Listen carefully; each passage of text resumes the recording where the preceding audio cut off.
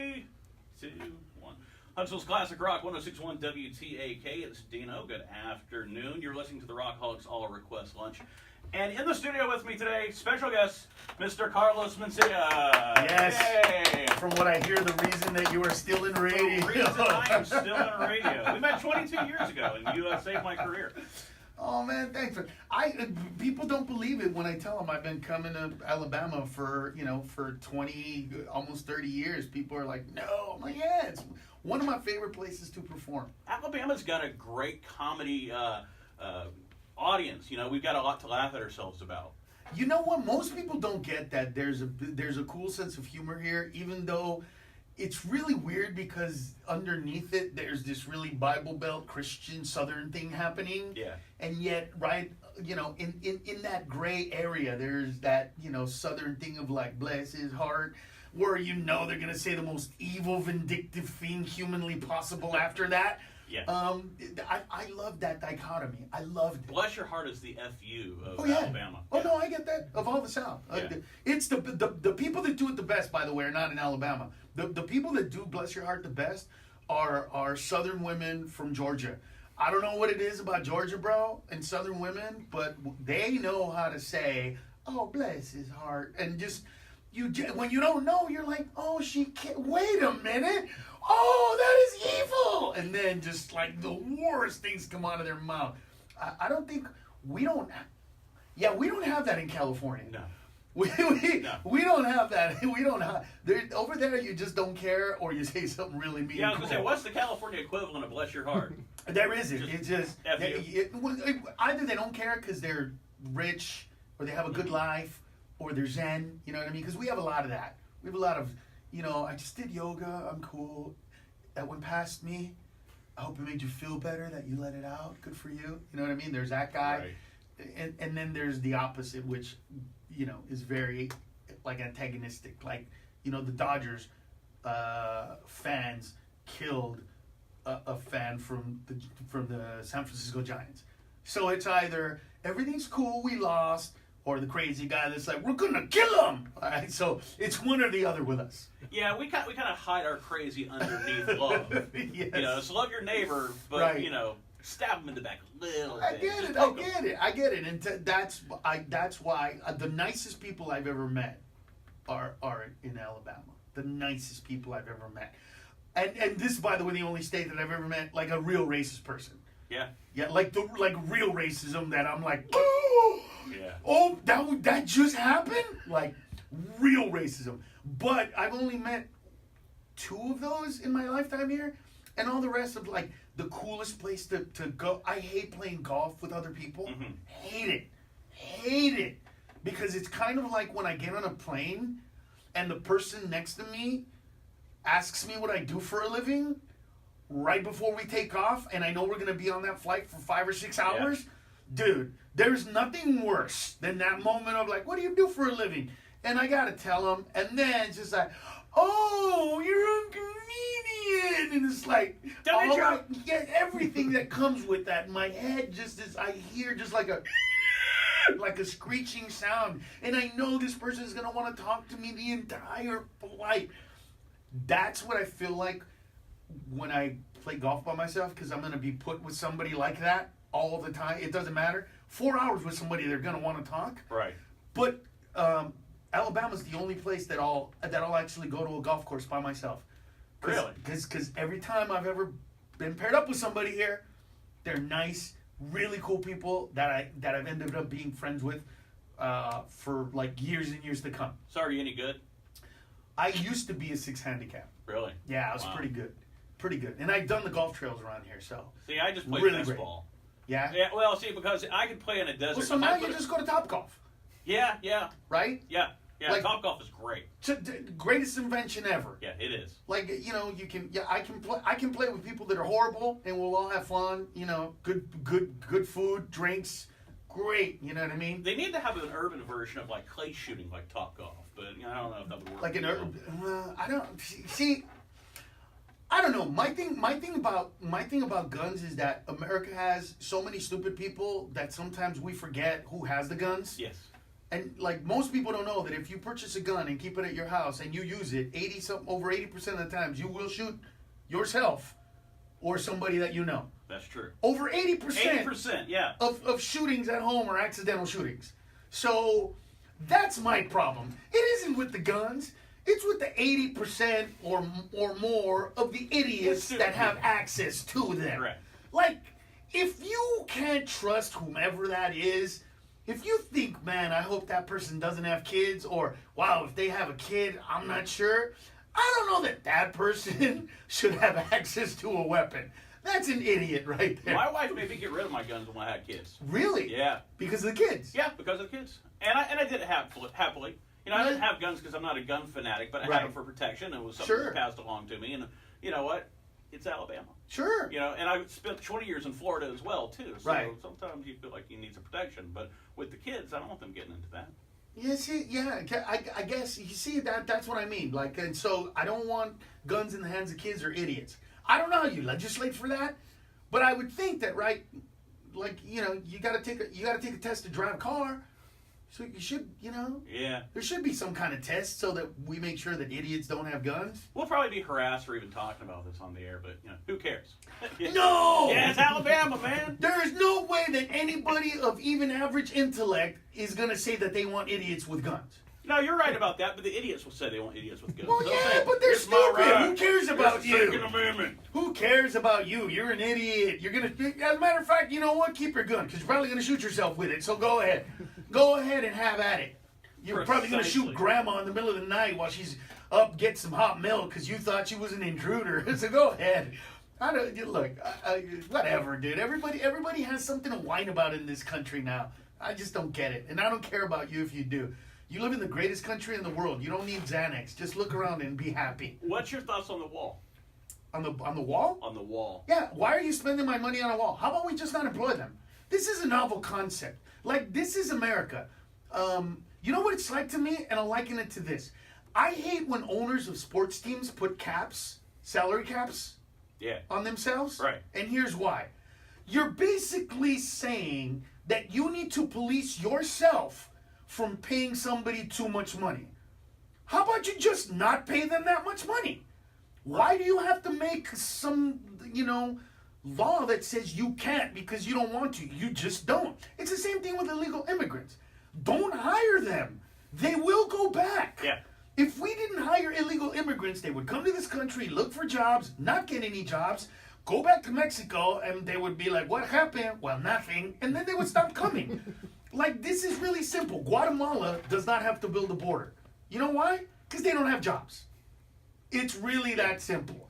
Mexicans don't ever run across the border into Guatemala because they don't have any jobs. Right. It's that simple. Now, would we get refugees and people that are leaving other countries and blah, blah, blah, all that stuff? Yeah, sure.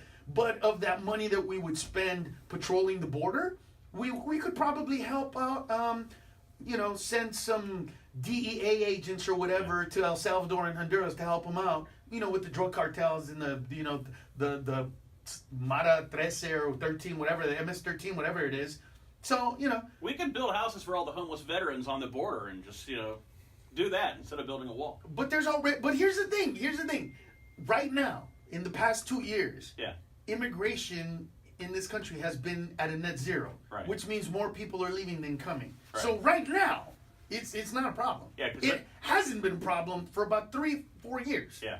So I don't know what this is all about. Like, it's a rile up the base. That's it. Hey, listen.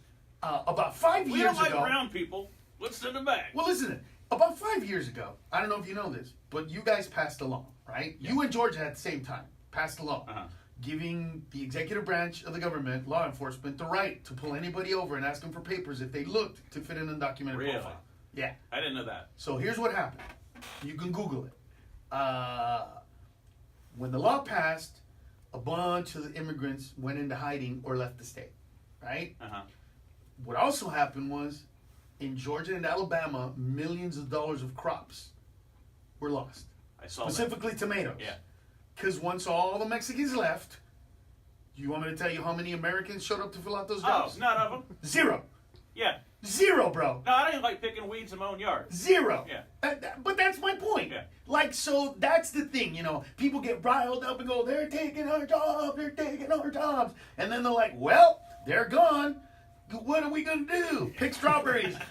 That's not what I want to do with my life. What did you think they were doing? Like, you know what I mean? This is it. Look, a lack of... We live in a society that right now you can pretty much Google almost anything and find out the answer to any question, and we're getting dumber and dumber instead of smarter and smarter.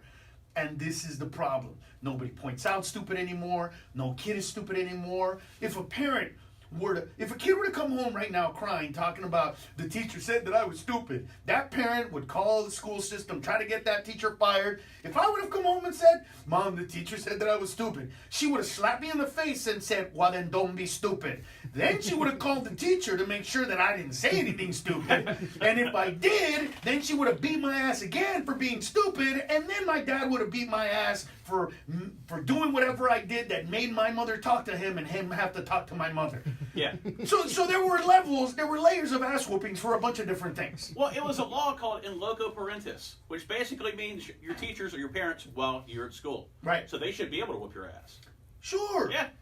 Or at least, discipline you in some way, shape, or form. Yeah. That's the problem. Kids are weak these days. Look, we live in a society that shelters our kids from everything. You know what I mean? You turn on the news and you're like, we're about to show some graphic images. You may want to make sure that your children are not watching. This is why they grow up thinking that the world is supposed to be perfect, and 15-year-old kids are shooting up schools because they're not getting laid. And I'm sitting around going, who told these kids that at 15 anybody's getting laid? Nobody's getting laid when they're 15. We weren't getting laid when we were 15. Oh, no. God, no. I was Dude, trying. I remember being 15, bro, just like you, and pleasuring myself so much that by the end, I was like using 2 fingers sideways because the rest was chafed. Let's be real, bro. I mean, come on, dude. My dad, thank God for my father, because he was just an honest dude. So when I would take the quote-unquote long showers, he would make fun of me, but in a way that, like, led me to understand it's normal. Made you comfortable. You know what I mean? Yeah. Like, I'd be in there and he'd knock on the door and be like, hey, what are you doing, maniac? I'm like, what? I know what you're doing. Ha, ha, ha. And then he would leave and I'd be like, oh, so he's cool with this. Like, this isn't weird behavior. My mother, oblivious. I had no clue what was going on. My mother would just get mad and go, I don't understand this house. Why is the conditioner always running up before the shampoo? And my dad was like, because of the maniac, the maniac. I'm a maniac? I don't get it, whatever. There was a balance, you know what I mean? Right. Like, I grew up knowing that I was smart because my parents let me know that I was different from my brothers and sisters. But I also grew up knowing that I wasn't anything special. Like, at the same time, it was really weird. They would make me feel like I was special and then make me feel like I was not special. Sure. At the same time, and there was a sense of humility about it. There's none of that. You grew up at the right time. Yeah, and plus I laughed at myself. Yeah. You know what I mean? Well, I grew up in a neighborhood where we would make fun of each other's, like, mother's private parts, and that was, like, fun. Parents today, like myself and a lot of other parents, were all on Ritalin as kids. We were all heavily medicated. We were all given participation trophies. That was the start of it. And now it's getting worse. I take my kids to play places, and I get stared at for playing with my own kids. So because everybody's afraid of everything these days. Right. It's just all fear is what it is. Well, here's the interesting thing. My friend the other day, I have a 1-year-old son, and my friend goes, have you baby-proofed the house? And I said, I don't know what you're talking about. And he said, no, have you baby-proofed the house? And I looked at him and I'm like, you could have just looked at me and went, blungity, blungity. I really don't know what you're saying to me. Yeah. And then he explains to me that baby-proofing the house is getting rid of anything that can hurt them when they start walking around. And I'm looking at him like, well, how am I going to know if he's an idiot? Yeah. Isn't that how you know if your kid's a moron? If he hits a wall, They learn. looks at you, and then hits it again, then that's your kid is a little This stupid. scar on my head right here, this is from a coffee table from when I was like 5 years old. You see what I'm saying? Yeah, I learned not to And run here's it the out. interesting thing. I know you learned because you only have one scar. That's right. That's right. That's So, if you were an idiot, you would have been like, see these 3 scars? Then I was like, somebody's not a quick learner. That's right. Yeah. But look, in sheltering our kids from everything, we lead everybody to believe that the world is supposed to be perfect. You know what I mean? Right. That's why I love poor people and of any kind, right? Like I love rednecks. Yeah.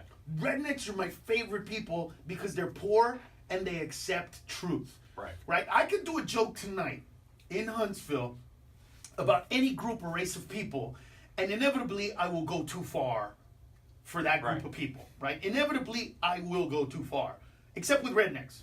I could go up on stage and say rednecks are, and think of the most ignorant thing I could possibly think of, and the rednecks in the back will be like, well, that's true. Yeah, I mean, I ain't ever done it myself, but I know quite a few who have. And they just they accept that that's like normal. Like, I could say black people do this, and somebody black will get offended. Oh, Mexicans do this. Somebody black, More white people would get offended by that than black. Yeah, you're right. Yeah. But if I go up on stage and go, man, rednecks will go to Walmart, buy a Weber grill that doesn't fit in their trunk, put it in the trunk, put JD in the trunk, holding the trunk and holding the Weber, and then drive home. And then they'll be like, yeah, we will do something like that. Like, they just will accept that. And they're resourceful. Yes. You know what I mean? But if I say black people, the majority of black people can't swim, which is statistically, by the way, an accurate statement. It's not my opinion. The majority of African Americans in this country cannot swim. Somebody's going to get offended. Yeah. And it's like you said, it's usually some white person that's like, I can't believe that he would say that. Social justice warrior. Sure. Meanwhile, the black people are like, he right, I can't swim, man. I ain't getting close to it. First of all, all the women are like, you want me to whip my hair? Do you know how hot, man? I ain't getting in the water. It's so stupid. People just need to relax. We don't get how, you know what I think would make America great? What's that? Really amazing. If if we did it the way they do it in Israel, when you're 18, you have to serve in the military and go abroad. Yes. That would make America amazing because all these kids would then have perspective. You send a kid to Africa. You send a kid to, you don't have to go to a third world country. Hell, go to Europe. Go to any of those countries. And then when you come back, you'll realize and appreciate how amazing America is. Most Americans are in a bubble because they don't ever leave the country. 80% of Americans born in this country never leave this country. Yeah. That's why the majority of people that think America's broken were born in this country. Right. People like me that were born in other countries, we know how awesome America is. And I'll tell you, it's not broken because, you watch... Of course it's not broken. The internet is the problem because everybody is loud there. It's like the squeaky wheel is getting the grease. But if you and I had political differences, we could sit here and talk about it. And we're great. And I have people of all different political spectrums. Right. On an individual basis, we're amazing. Right. But on an internet basis and a media basis, we suck. Well, but that's because stupid people today don't know their place. That's right. That's the problem. And we have more of them because we save more of them. Right. Right? Like, if in Africa somebody swallows a toy truck, a kid swallows a toy truck and dies, the next day, that country in Africa doesn't make that toy manufacturer put verbiage on the rest of their toys that says harmful if swallowed. You know what I mean?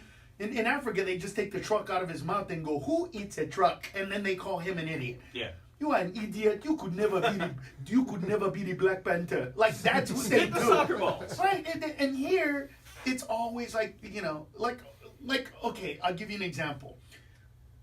For the past, 2 weeks, we've been dealing with those kids in Thailand stuck in that cave. Well, here's what the majority of people don't know in this country, right? Because of the way it's been covered. There's no surprise that thing got flooded. That cave gets flooded every year. Yeah. So every year during monsoon season, that thing gets flooded. Everybody knows when monsoon season is. It starts at a certain time and ends at a certain time, and it's kind of like your wife or your girlfriend. You know 2 to 3 days before she starts bleeding that you got to be on your best behavior. So that's the same thing. Yeah. A week or two before monsoon season, you don't go in that cave. Right? And if you do, you don't take the soccer team, you take the swim team. Because those are the guys that might get out. That's right. But nobody points that out. Nobody's pointed out what a dumbass that coach was to take those kids there at that time. They just make it seem like it's some big tragedy and it's nobody's fault, and it is somebody's fault. Well, it's Thailand. I bet you the coach is going to eventually get in some crap for that. I don't even care about that. My point is that it should be brought up way before. How is it not his fault? Look, whether you agree or disagree with immigration, illegal immigration, I don't care. If an illegal immigrant took your job, though, my question is, how bad was your interview? Yeah. What did you say in English that made them call the guy that only speaks Spanish? like literally, your interview was so bad, Human Resources said, do we have the number to the guy that answered none of our questions? Let's give him a call and tell him Gato El Jabo. Like, how bad were you? Like, look at it this way. If you are at a McDonald's, 24-hour McDonald's, 24-hour Wendy's, Burger King, whatever it is, and the person behind the counter has a really thick accent or is really stupid and you want to get mad at them, think about this. That was the best applicant for that job. Right. Think about that, right? Like, think about who else. Last night, I got McDonald's at the place on University, and there was a lady working there who had a really thick accent. And instead of saying crispy chicken, she was saying creepy chicken with her accent. Yeah. So she was like, you like the creepy chicken? And I was thinking to myself, if I was an average American, I'd probably be pissed off that she can't say crispy chicken. And yet I'm sitting here going, in Huntsville, Alabama, the lady that said creepy chicken was the best applicant for that job. Like, how bad were the other interviews? When I asked this woman for a fillet of fish, she repeated my order and said fellatio fish. She tried to sell me fellatio fish. Hey, I'll take that. I would too, but still. That's fellatio fish, man. Like, the McDonald's Corporation said we're gonna sell fellatio fish because all the interviews were worse than fellatio fish. This is the problem. We can't point it out. We can't show it. We can't let people see it. I don't do that, man. I made my son watch a video of a kid in Aleppo who had his hands blown off by an IED. And my kid was crying and freaking out, and my wife thought I was wrong. But I was like, no. He has to realize that when he comes home to a pool that's heated to 90, 89 degrees all year round, because that's just something that I wanted for myself when I was a kid, that's extra. That's not normal. Right. That's not the way the real world works. And when you're a top 1%er, you should know this. So I try really hard to make my kids learn, like, you are so lucky that you won the sperm lottery and came out of me, that you get to live this life, so don't complain about, because my son the other day started complaining about an iPad because he wants the new version of the iPad. Not that he doesn't have one, he wants the newest version.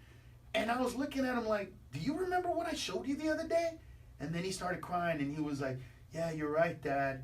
That kid doesn't even have fingers. He couldn't even play. And if we sent him an iPad, I don't even know if it would work with what he has. And I was like, yeah, so could you stop complaining, please, about what you don't have and be happy about, why don't you go get in that pool? It's like 90 degrees warm. You know what I mean? Get out of here. Like, all his friends come to our house to hang out because it's the pool to go to. Right. My son has no idea. Like, he has no idea how much he's going to get laid because of his dad when he gets older. And I'm looking at him right now going, dude, you're about to be 12. You have no idea what's going to happen when you're 18, 20. And you're in those circles, and I'm your dad, and girls are impressed by that. You have no clue whatsoever. I want to punch him in the face. But, Dad's a pussy man. it's against the law. Carlos Mencia performing tonight at Huntsville Stand Up Live. 7 o'clock show? 7 o'clock, one show only. And by the way, you're helping out because I actually record all the shows, and I have a web series called bit of Mencia. So tonight we'll be recording a bit of Mencia, and you're not, you're gonna help with the laughter, but we record audience shots and everything. So you might even be in the show. Fantastic.